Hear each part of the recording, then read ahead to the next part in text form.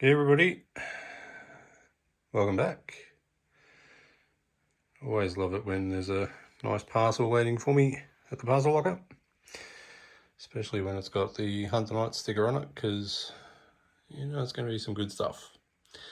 I was going to do an unboxing, but far out, it was packed pretty well, so let's just be assured that the packaging on this little baby is top notch. So what we're looking at here is an AirKing Outback. Now, a little bit different to the AK300. This one, the Outback version, runs on both 220 volt. It says 110 volt, but this one actually has two little Makita style battery slots. So if you're in a pinch and you're in the Outback, pardon the pun, the oldie Makita battery or another 18 volt battery pack system with the right adapter will actually work in this. So I've just pulled it out of the box. That's what you get. One fancy pants looking piece of gear. One Manuel. I'll read him later because I don't want to buck this one up. These are the odds and sods you get in it. I'm assuming they are filters to go into the inline filter to stop moisture and God knows whatever else. All the bad shit you don't want getting into your nice expensive piece of air rifle equipment, PCP. So this actual unit is designed to fill PCP air rifles, PCP. So yeah, the likes of the FX, the Air Crate, HW100, any PCP air rifle that has a fill port on it, this little puppy can fill. So I've got this to fill up my newly acquired FX Impact Mark IV. I was running a dive tank, small dive tank, but I think this might actually serve my purposes better. But anyway, enough of that. So this is what you get. So you got those, you got the power cable. That's the little, sorry, there. That's the filter for moisture and other dirty shit you don't want to get in there. These ones go in here. And then you have the pack of spanners and other O-rings and other bits and pieces that I'm sure the manual will tell me exactly what I need to do with them. But on first glance, solid bit of gear. It's, I think,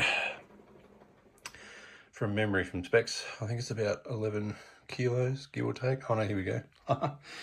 Read the stickers, idiot. 9.1 kilos.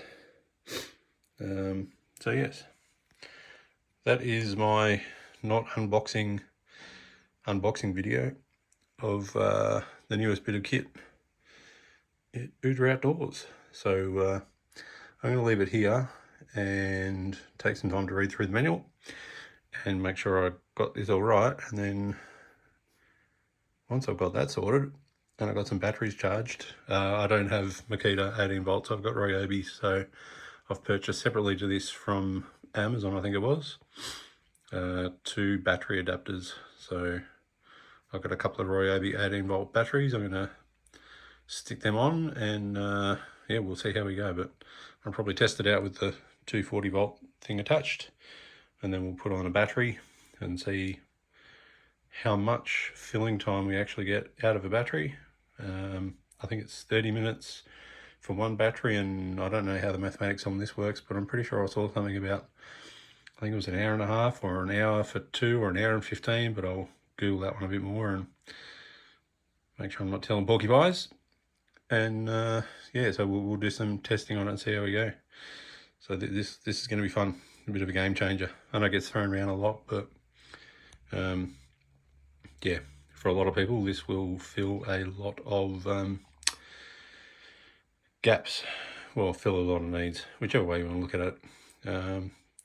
Not entirely cheap, but then again, compared to a dive cylinder currently at the moment, I think 5 litre 300 bar dive cylinders are running in Australian dollars anywhere from $600, I think 600-ish for a 5 litre tank, if you can find one. They're in a bit of a shortage of supply at the moment.